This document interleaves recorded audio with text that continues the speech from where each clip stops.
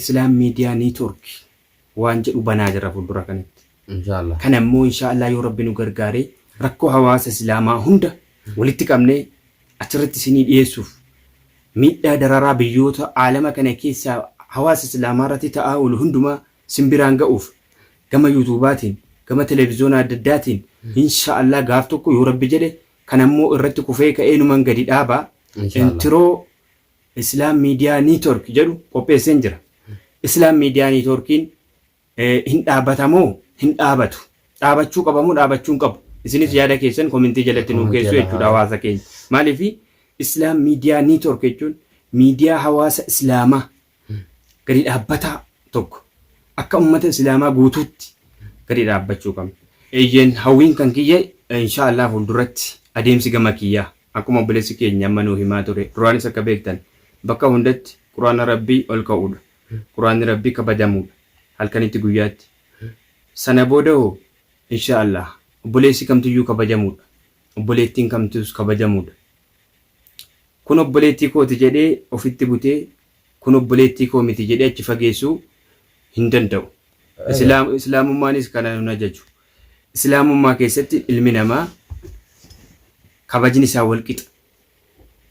Osoo illee kaafira ta'e kabajaan ilma namaa wal qixa. Maaliif Rabbiin ilma namaa ilmaan Aadam hundaaf kabajaa kennineerra jedha malee Islaama qofaaf kabajaa kennineerra hin jedhu.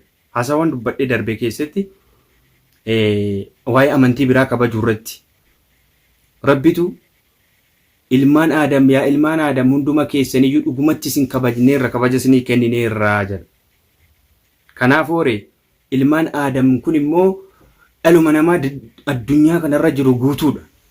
Gabaabaa dheeraan jenne, faranjii adii diimaan jenne, gurraachan jenne, araba ajama jedhee waan adda baateen qabu ilmaan Aadam hundaan jedha. Kanaaf hoore namni Islaamaa tokko arraba isaa eeggachuu qaba. Arraba isaa keessatti yeroo dubbatu of eeggannoo gochuu qaba.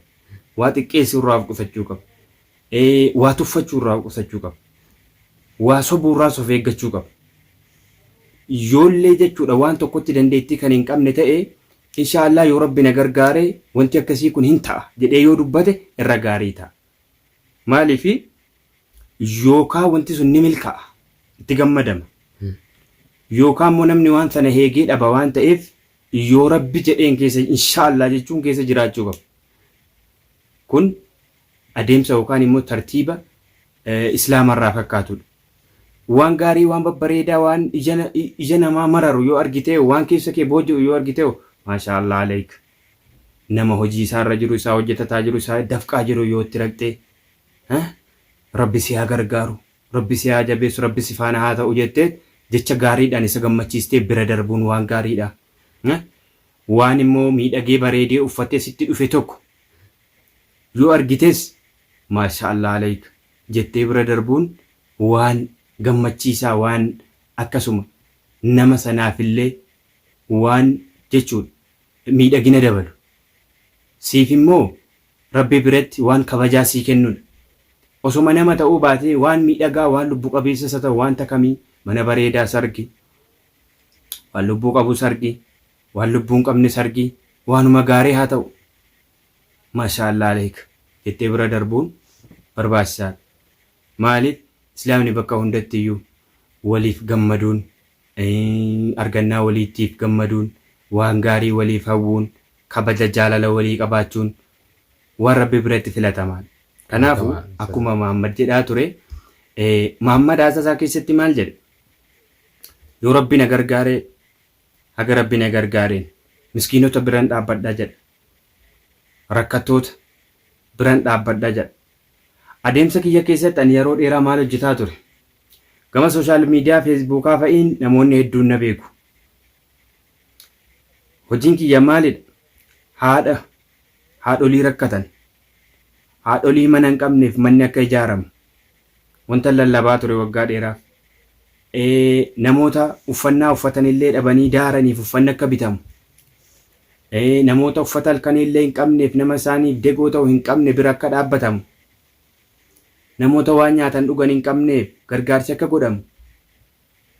Akkasumas ijoollee Oromoo biyyoota kam keessattuu rakkoon adda addaa isaan irra ga'u.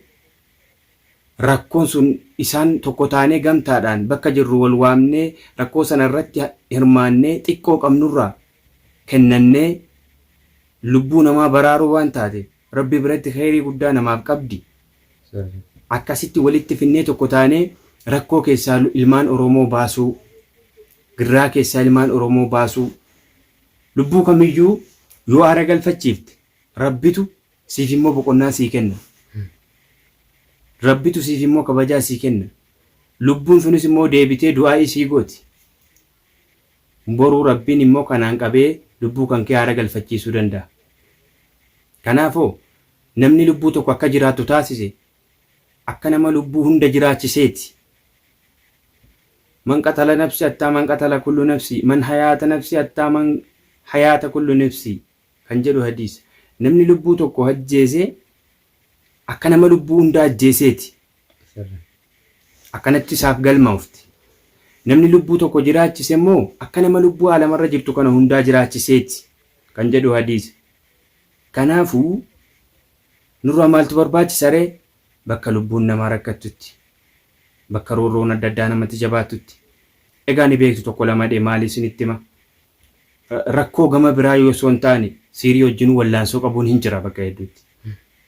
Har'allee borullee wantoota akkasiitiin ijoolleen Oromoo gaafa shamarranis ta'ee dhiiras ta'ee namni kamuu gaafa mataa dhukkubsatu gaafa rakkoo adda addaa keessa seenu naa bilbilu nan deema yeroo hedduu.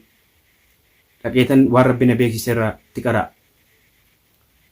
Akkasuma jinnoonis waan akkasii tettee lallabdee jechuudha. Sana booda maal si wayya hin deemtamoo hin deemtu? Nan deema. Lamuu hin deebitu hin deebitu. Waadaadhaa waadaadha. Ni kakattaa hin kakadha. Aadii seentee akkasitti karaa sirra buute jechuudha.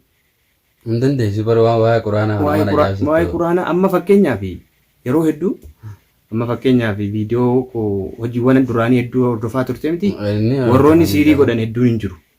Yeroo kana gaafan yoo maaliin na dadhabsiisaa turan ni beeku hordoftoonni hedduun.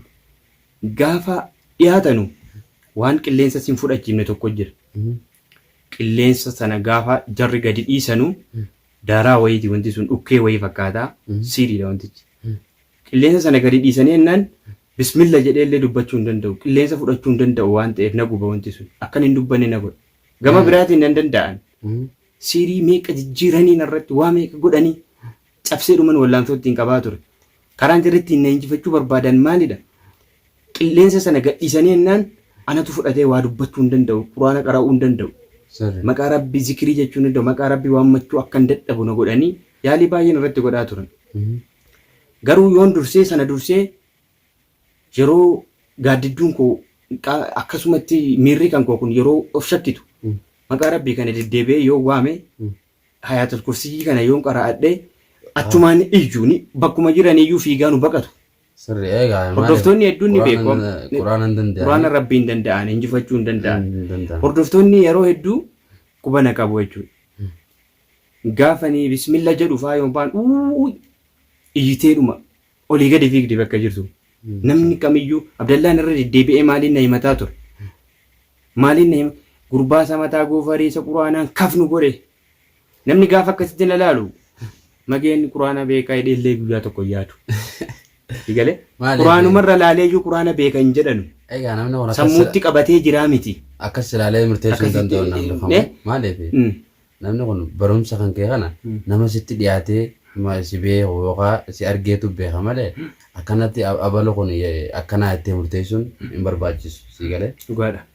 Itti dhiyaattee nama kana isa kana qorattee inni kun nama akkamii inni kun nama dheeraa moo gabaabaa inni kun namni gartee hangamta akka sammuun isaa bal'oodhaa. Kaleessa adeemsa akkamiirra ture. Amma fakkeenyaaf hawaasni yeroo dhiyoo kanadha kan na barani miti miidiyaa gubbaatti. Ani umrii daa'imummaa kiyyaatiin daa'imummaa kiyya.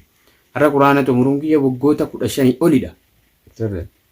Gaafa waggaa 6-7 gaafa ilkaan cabsadhe aliif jechuu eegaleeran. Akka ammaatti na yaadadha jechuudha. Achirraan barnoota eegaleemi yeroo daa'imummaa kiyyaatitti wanti daa'imummaatti wanta ati dhageessu sammuun kee kuyyoo waa dhaga'u akka waraqaatti waa qabata waan gadhiisu. Gaafa sana quraanni kun seefii na keessatti ta'aa ture. Ani kana qofa osoo hin taane markaza hibziidhaaf adeemee quraana naaf bazuuf markaza deemeen sababa hanqinaa akkasumas piroosesii adda addaa guuttachuu dadhabuu sababa maallaqaa waan akkasiitiif dhiisee keessaa gale. Maaliif markaza hibzii quraanaa yoo deemte sana yeroo yaadadhu ammayyuu baay'ee qalbiin na cabaa. Har'allee jireenyi kan koo akkas taatuyyuu kaleessa dhugaa masjida hedduun tajaajilaa ture. Ramadaana keessatti taraawwii kan hawaasa salaachisu anaa akkasuma yeroo hedduu yeroon itti ofumaa kootii mu'azzinee ta'u jira. Yeroon itti imaama ta'es hawaasa guutuu dura dhaabbadhu jira uummata islaamaa dura. Uummanni islaamaa daa'imummaa kiyyaa kaasee utuma natti gammaduuti. Sirriidha. Utuma uummanni natti gammaduun biyyarraa bahe. Ergan biyyarraa bahe hoo ammas illee hawaasuma kootiifan sagalee ta'uu jalqabe. Akkasumas immoo quraana rabbii immoo achumaan of duuban deebine hin callisne takkaa hin dheessine. Quraana rabbiis immoo hagan danda'u qara'ataa lallabaa iyyaatuman bakka hundattuu waa hunda qolachaa ture. Akkasuma ammallee biyya kana keessatti dararaan meeqa hammaattu warra dararamu birallee dhaabbadhee hawaasa kiyyaaf uummata kiyyaaf sagalee ta'an ture. Har'a borillee kun hagan lubbuun jirutti ittuma fufa.